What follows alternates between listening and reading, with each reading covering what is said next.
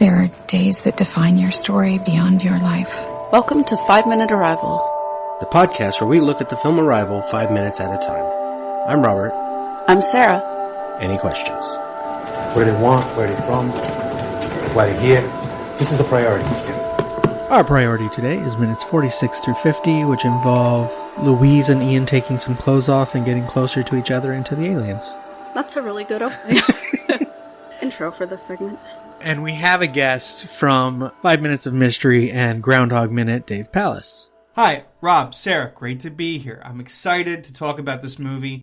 I just popped the Blu-ray in last night to get it to warm up to watch the whole thing again. I had a nice emotional breakdown, so I know we're in for a nice recording.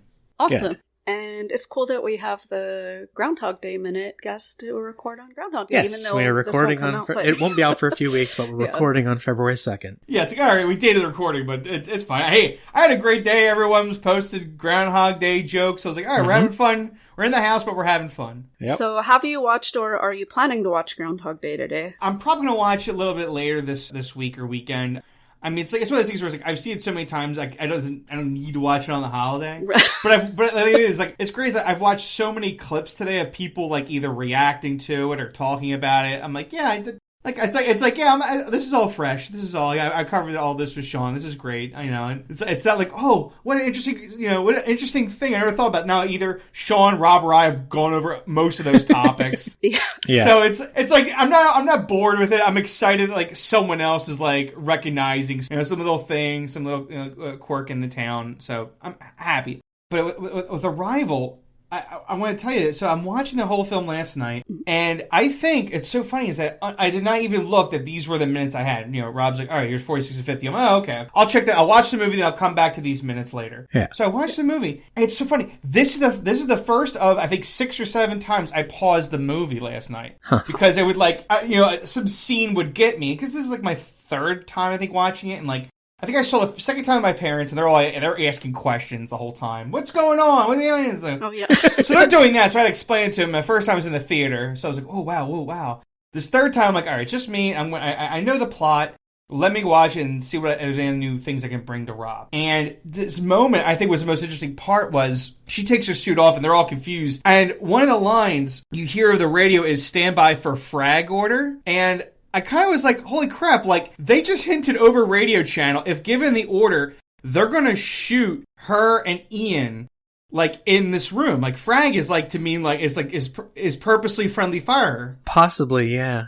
That was a line I wasn't actually sure what they said before orders. I had subtitles on because I was like, when I was doing a movie, I always watch the subtitles because there's like, in case they say something different. Yeah. And so that line came over the radio. It's just radio. It just says, and it's just from command. It's like, stand by for frag order. And it's not Forrest Whitaker who says it, it's someone else. But it's just like the fact that like that was a protocol there that like if they feel like something was happening, they're gonna shoot her in the room. And what makes me laugh is there's no reaction to it. But we get to later in the movie when you're talking about the Russian transmission and clearly someone shoots the Russian expert on radio. And they're like, they just shot one of their experts. I'm like, you kind of broadcasted over radio that you guys were in a position, if need to do it to Louise and Ian, like right then and there. Yeah.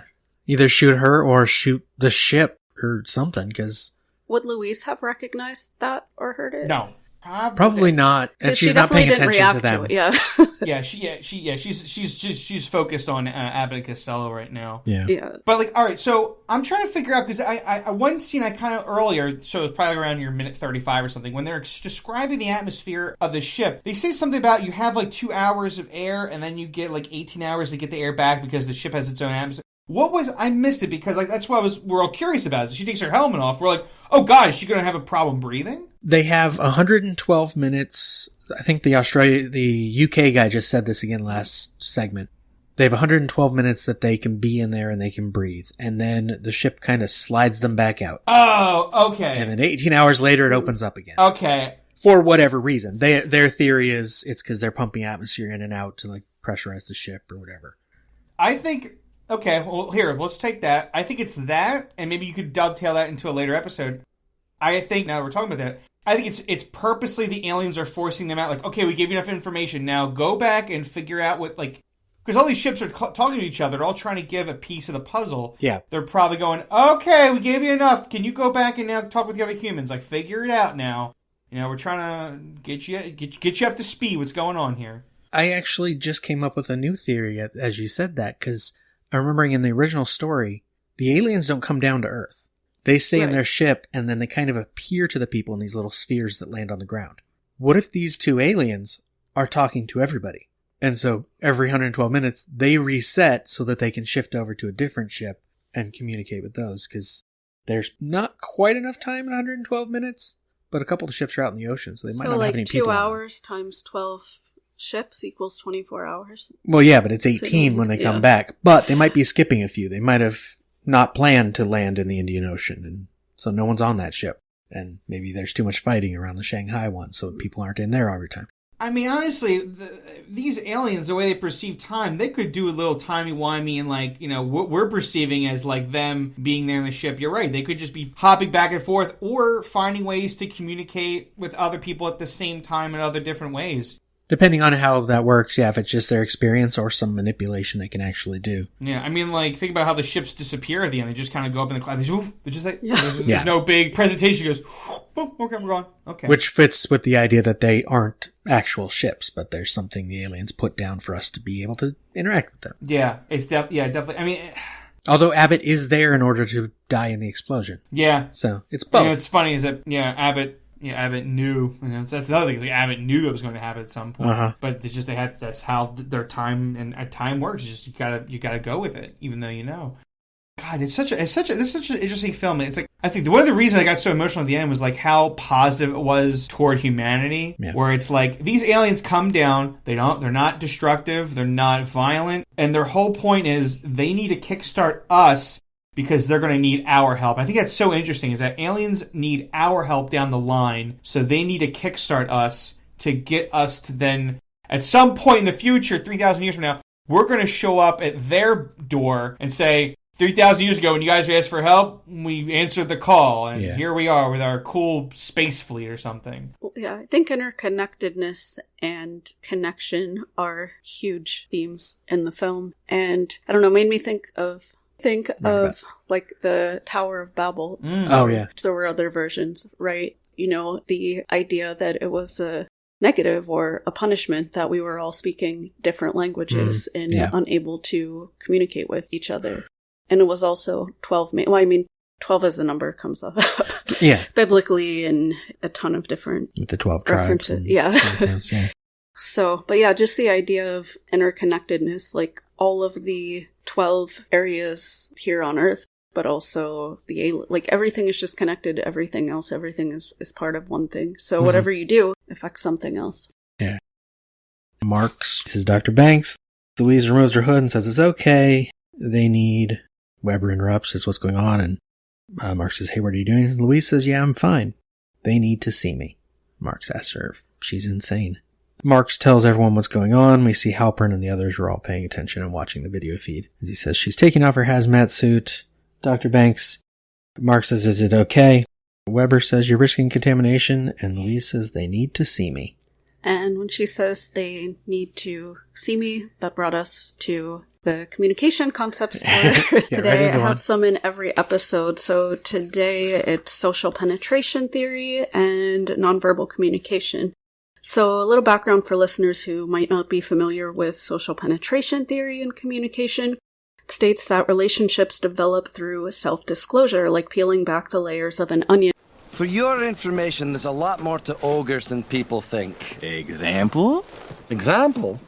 Okay, ogres are like onions. They stink? Yes. No. Oh, they make you cry? No. Oh, you leave them out in the sun, they get all brown, start sprouting little white hairs? No. Layers. Onions have layers. Ogres have layers. Onions have layers. You get it. We both have layers. Oh, you both have layers. Oh. You know, not everybody likes onions.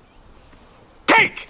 Everybody loves cakes. Cakes have layers. I don't care what everyone likes. Ogres are not like cakes. You know what else everybody like? Parfaits. Have you ever met a person you say, hey, let's get some parfaits? They say, hell no, I don't like no parfaits. Parfaits are delicious. No! Go! You dense, irritating miniature beast of burden! Ogres are like onions! End of story. Bye-bye. See you later. With her taking off her suit and essentially peeling back the layers, we see her attempting to bond with the aliens, but this is also where she's first bonding with Ian, except for those little looks that they've given each other in the film beforehand. Well, mostly him to her, but he follows her lead in vulnerability by removing his own suit. So we see communication and openness aspects in their manner and ease of speaking honestly and frankly.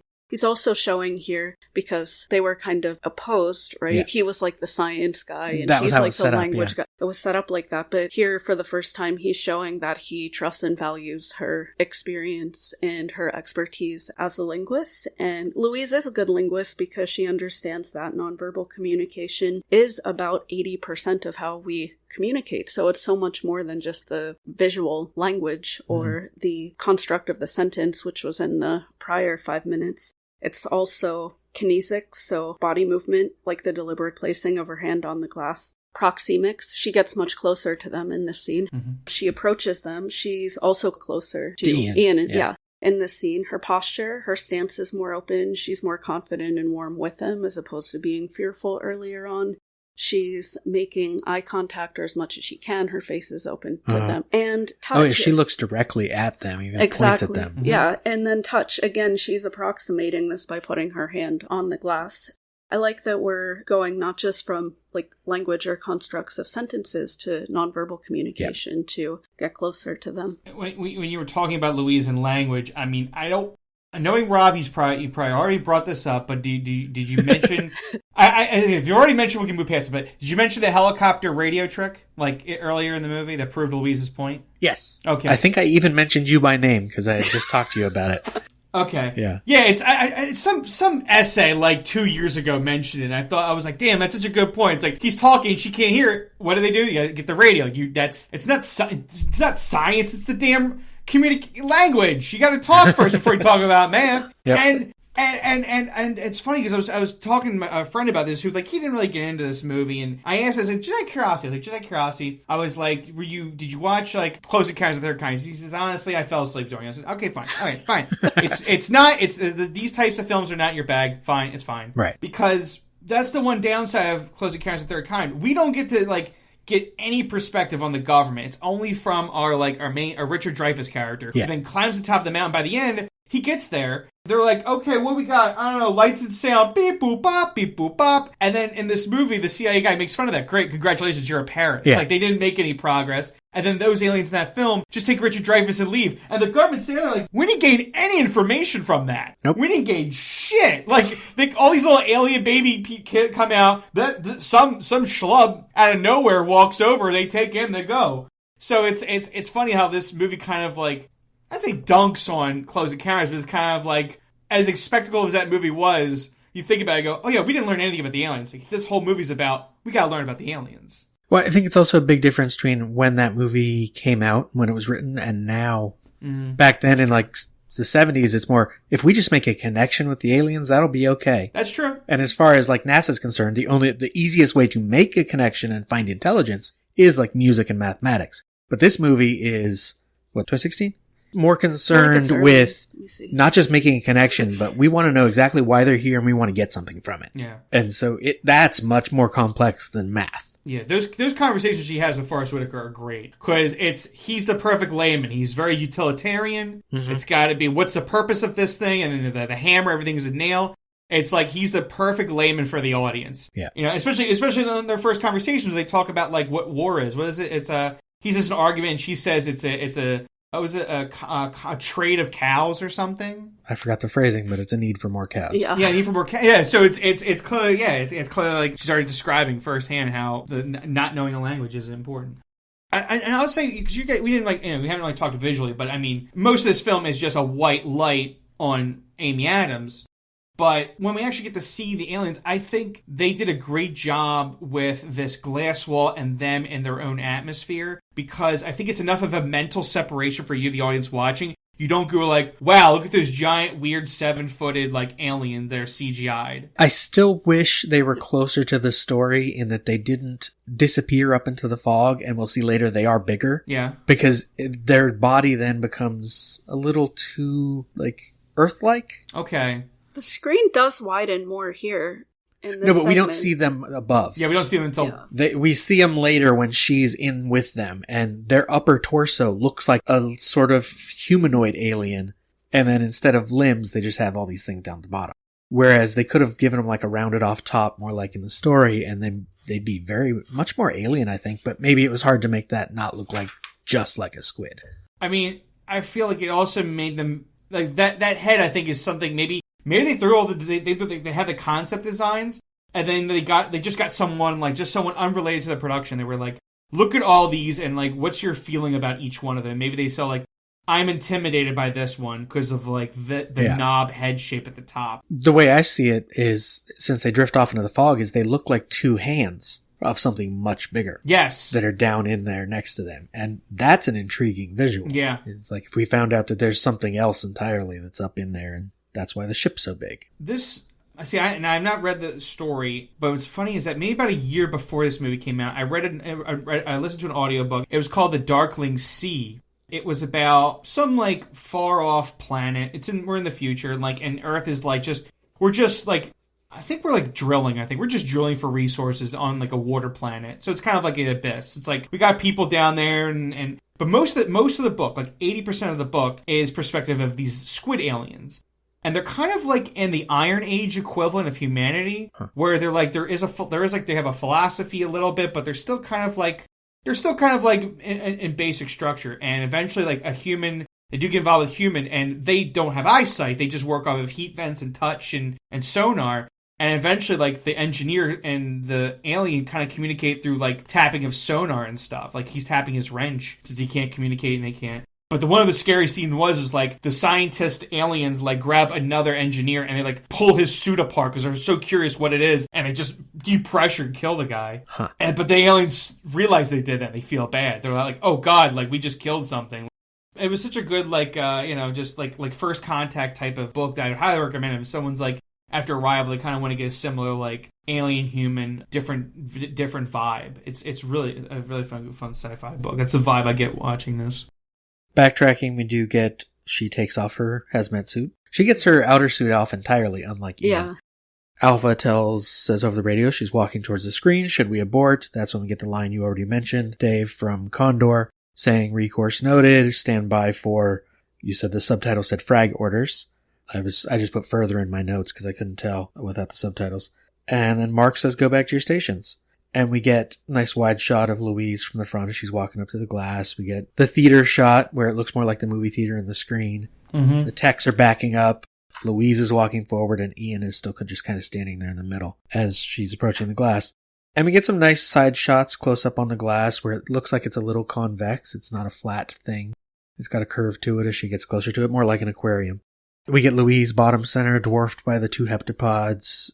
This segment takes its time as she's walking up there. We're not sure what's going to happen.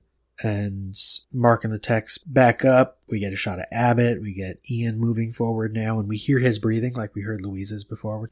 And then we get another theater shot from behind Ian, and Louise starts to raise her hand. And we get a nice series of shots here because she's raising her hand, and then we get a close-up on her hand as she touches the glass finally. And then we get Abbott and Louise as Abbott slams his hand against the glass, which startles her at first. Then we get a close-up as she looks at it, a close-up of Abbott's hand against the glass. So it's nice echoes of each other as they're approaching, but Abbott does it much quicker. Which, considering Abbott knows this whole series of events is going to lead to his death, is interesting to me. I would confirm, unlike what I said last segment or segment before, this is Abbott. I am right about which is which.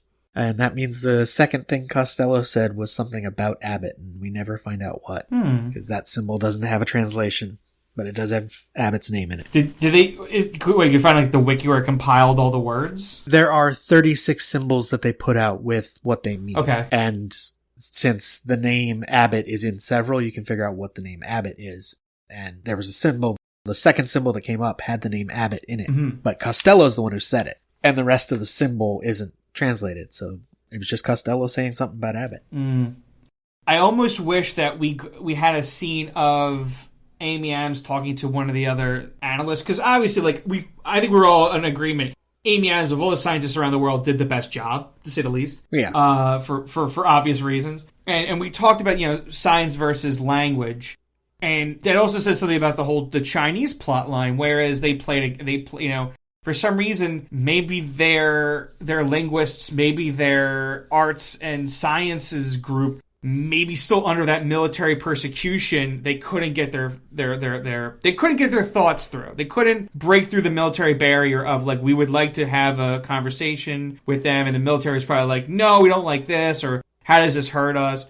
And they were like, what if we play Mahjong? Like, everyone knows that one, and the military is like, agreed. And maybe that's how that happened. Right. But when the answer to that question is, its beauty is that this movie's about communication, and the fact, like, our teams weren't really communicating with them because the CIA and the government was very hush-hush about most of the details. Yeah. Is the point of the thing. That's why, like, Amy Adams, like, we see her talk with her team a few times, but mostly it's like her talking to Ian and then her talking to Whitaker, and that's really it. She doesn't talk to any of the people at the board. Yeah, that did come up some last time when we were talking about, like, the political relationships with the nations, with each other, and then just the different political and cultural. I was just thinking about that in terms of, like, Chinese bureaucracy means maybe they don't have a Weber that's there to be like, okay, try this and allow things. And so they're limited in what they can even approach. Whereas this movie likes this idea that I think was proven somewhat false last year with lockdown and COVID and everything else, that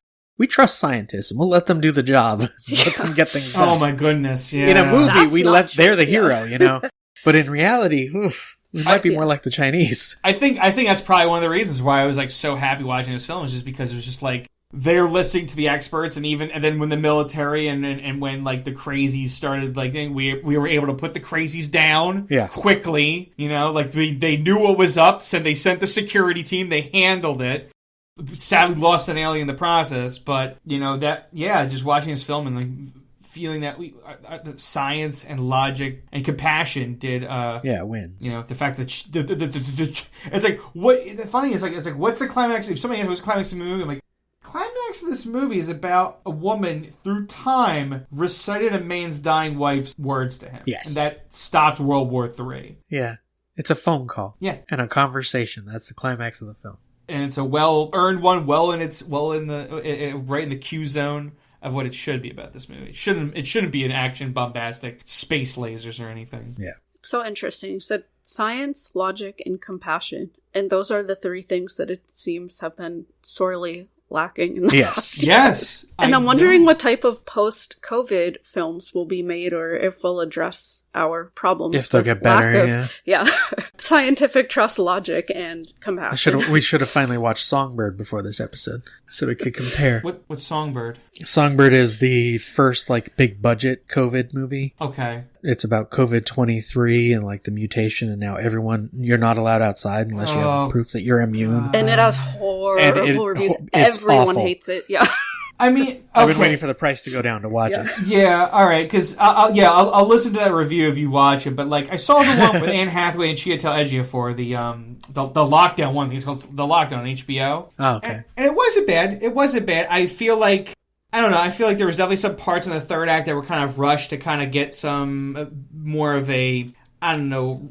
It just felt weird. I felt like they had to start writing some weird stuff for Anne Hathaway to kind of, like, have this all, I don't know, work toward a plot, because it felt like it was for a while it was like a good, like, day in the life of, and then they were like, well, we gotta have an edgy thing, like, to kind of wrap this all letting up, and then I feel like maybe that's what it was, like, someone wrote the first 2/3 of the film, and then, like, they were like, retool the last third to something more heisty, and that's what they got.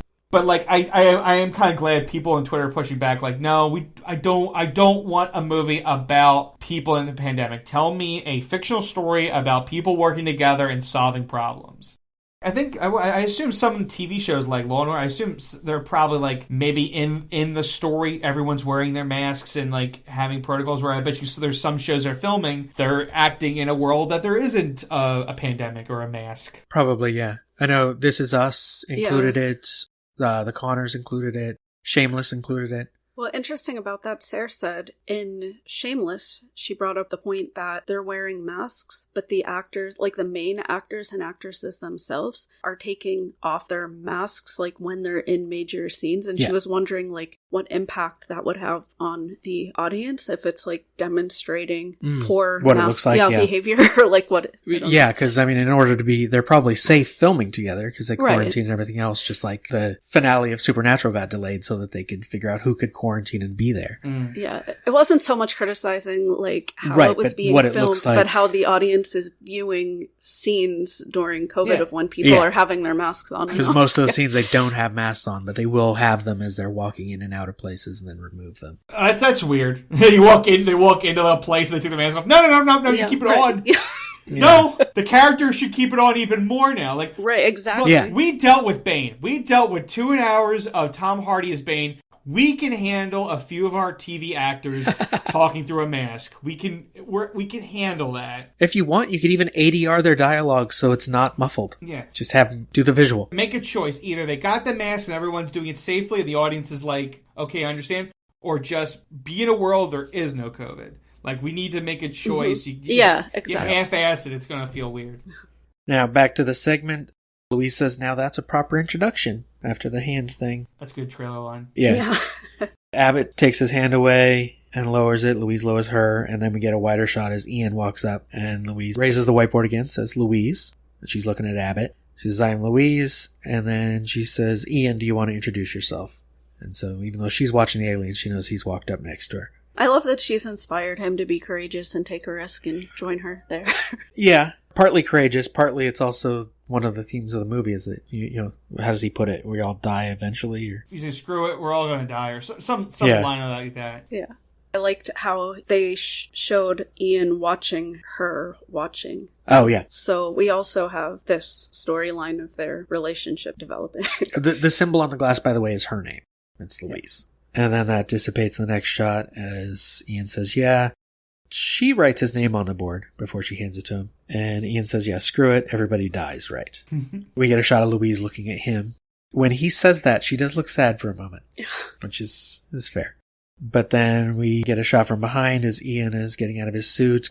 Costello leans forward a little. Alpha says, Sir, Donnelly has taken off his hazmat suit. Permission to abort. Which, as you pointed out, Dave, might mean something really bad. Yeah. I'm very curious. So we're on what? You think, day 4, day 5 since the aliens have landed? When the TV screen was on last segment, it was day 5. So this is Saturday. And now this would be nighttime. When they went in, it was about 8 o'clock. So it now would be close to 10 when they leave on Saturday. The aliens arrived on Tuesday. Okay. Because, I mean, like, what's so funny is that they're, he says abort, but it makes it laugh is that, they are making communication. That's probably like one of the reasons why he's like, no, don't. Like, let the session continue. Like, yeah, that's why Weber says continue the session. Worst case scenario, you can abort in an hour. Yeah. It's like, it's them. It's them over there that are like, you're not compromised. Let the lab rats do their work. Yeah, Marks goes back to his camera. The other tech's back up by the equipment. Because they never, like, throughout the entire film, when they're here, they always have their suits on. It's only Ian and Louise that, they realize quick and we don't need to wear our suits. Yeah. So Louise hands Ian the whiteboard that already says Ian. He holds it up, says Ian, pats his chest. Louise says Louise. And then she points at Abbott and says, you. And then she points at Costello and says, who are you? And we get a shot of Costello and then Louise. She looks from Costello to Abbott, and then Abbott puts its hand up, spreads fingers, and writes.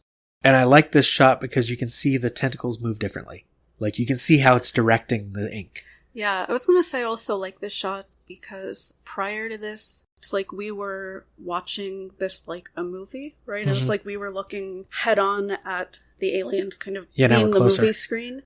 We're not only closer, we got like a split shot where we were looking at it from like a sideways angle with the aliens. Now that they're up by the glass, we get these different shots of combining things. Yeah. So we're up in the action instead of just watching it. Yeah. It's like as she gets closer and as Ian approaches, we're brought along into the action, but also it makes it more like we're not viewing it on a screen. This scene kind of reminds me of, like, as a toddler, like, excited if that's something on the television, they, like, go up to the screen, they want to, like, get closer, to the point. I mean, I'm thinking, like, older when I was a kid, or, like, other kids where it's like, it's an older CRT monitor, and it's hard glass that you're tapping on rather than like a liquid crystal display. Yeah. But the idea of like, the kid's so enthralled by what's on TV, they have to like go up and they have to stare at and to the point where like they can see every little like different little tube of color and tap on the glass. Yeah, I love that.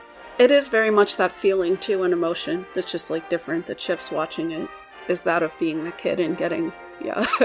I just know when I edit this, I'm going to want to insert the girl from Poltergeist. Yeah. No, I mean, that shot is obviously like so influential, but that's the moment I'm thinking of, where it's something is drawing you so powerful to the screen that you got to be up on it.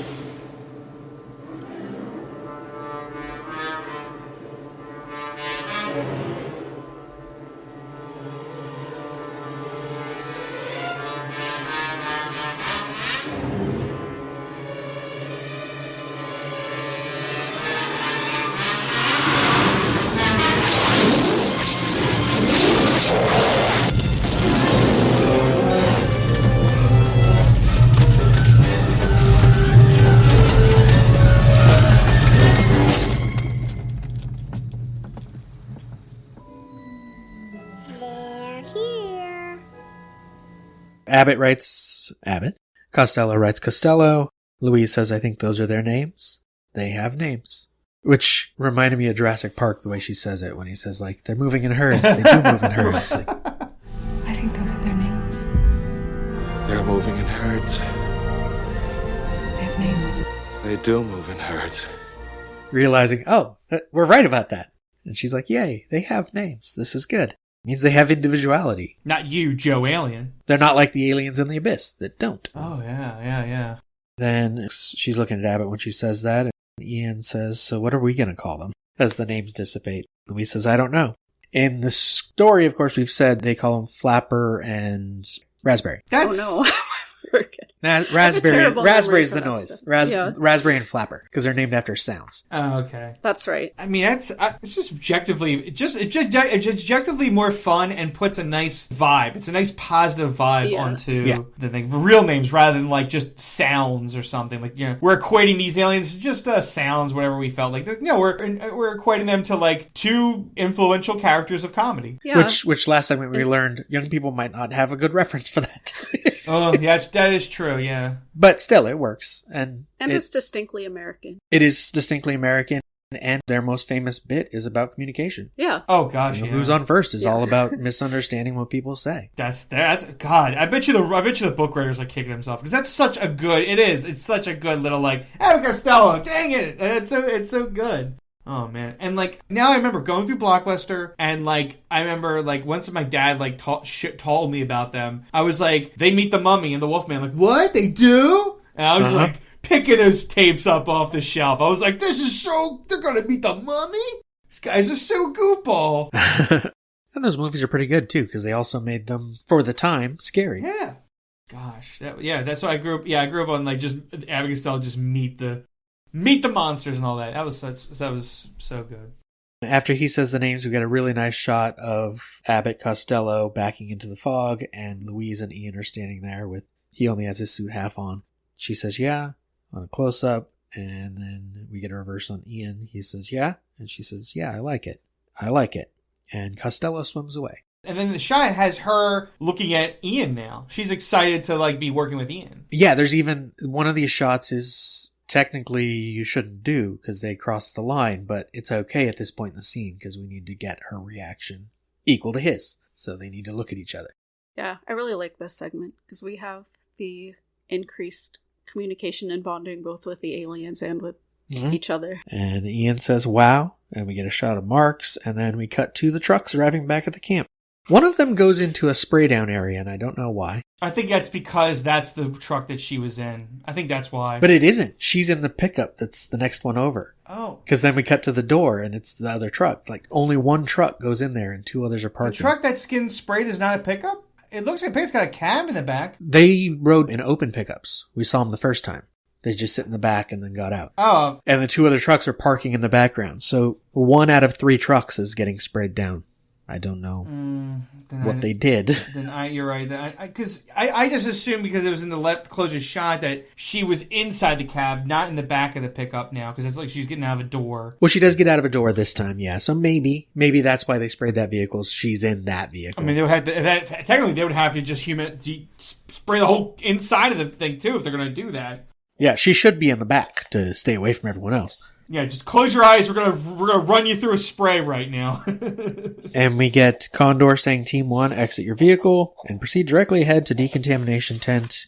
Leave your respirator on until you reach the equipment room. As Louise gets out and kind of with her head down walks toward the tent. We get an extra alien sound here that is like the cue for her flashback, it seems. Because there's a noise as there's a close-up shot on the side of her. And she bends forward, breathing hard, and we cut away to the blurry horse. Yeah. And so it's like the alien cued her memory in this moment. So that's what I'm saying. Is this all right? Because obviously we're going to find out about more of her daughter's stuff later in the movie. Yeah. Is this her daughter that she's taking to see the horse, or is this her as a memory first time she ever met a horse? Walk me through this one. Well, no, because it's hard to tell at the end of this second because we don't see them. Yeah. The hand is Hannah's, who's reaching out to the horse, and then the angle kind of changes, and you can see Louise is standing to the left. Okay. So this is her taking her daughter to a horse for whatever reason. But obviously, we, the audience, the first time through, think this is a flashback to her as a child, first time she met a horse. Maybe, or her with her daughter years ago, because we assume her daughter died in the past. That's what we assume. Yeah. But now she is starting to, and the indication I think from her bending forward and breathing hard might be she is realizing these memories or these thoughts I've had are real things. And she doesn't know how that's possible yet. And this blurry animal shape starts to come into view. We can tell it's a horse suddenly. And Louise off to the left says, I know.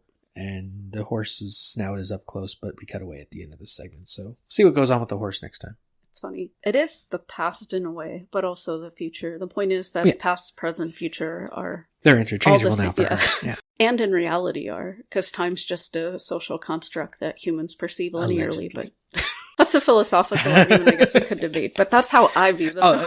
Yeah, and it'll come up on this show. But that was one of the most interesting things about this movie, and it's one of those hard things to describe to someone when they go like, well, that doesn't make sense. You go like, well, like, take a step back and think about, like, just because you are on Earth and what you perceive as something doesn't mean that someone... It's one of those... It's a great way to describe aliens and humans in a very basic way is you're on the street, okay? You're on the street, you look down the road, you see an explosion. A window washer yells down at you, 2 trucks hit each other.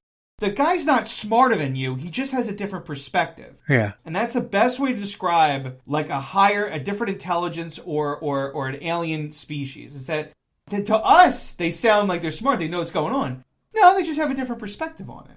And that's one of those like things you gotta, to always think about perspective. How to perceive things when people go like, oh, that doesn't make sense, and they just dismiss it. I think the window washer is like the perfect analogy to like, if you're over in an argument with somebody about perspective, I think that's a perfect one to use. And the perspective, that whole visual of the elephant where someone's touching the trunk, someone's touching the tail, someone's touching the side of the elephant, and you ask them what they're touching, and they're all having very different... The blurry horse, I didn't remember the scene from when I watched the movie last, and for a second I thought it was a different shot of the alien from later. I'm like, wait, what is that? Which I think they wanted us to be like, what are we looking at? Because it comes into view at first blurry, and you can't tell it's a horse until it's clear, because her perspective changes as well, and it's changing through the film.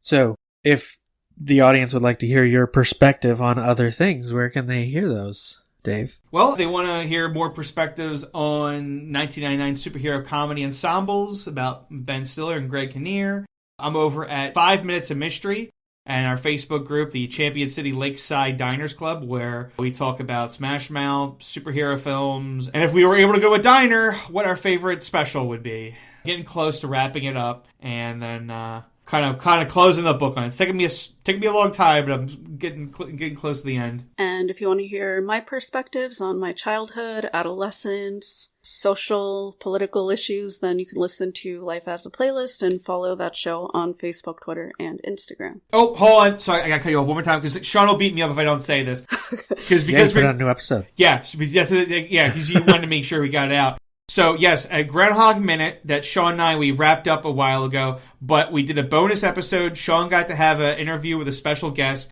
and he and his brother and his wife and I got to talk about it. So it's a little bonus episode for Happy Groundhog Day. So go listen to that over at Groundhog Minute and the Next Scene podcast he has with his brother. And I guess I will promote Cock and Bull Movie Talk, where lately I've been doing a bracket of my favorite films. And at the time of recording, and maybe still at the time this episode goes up, I'm talking about Stand By Me right now. And just kind of hanging out by myself talking about that movie. Yeah, that just happened. Thank you for listening. Follow the show on Facebook, Twitter, and Instagram at 5 Minute Arrival. Or go to lemmingdrops.com for links.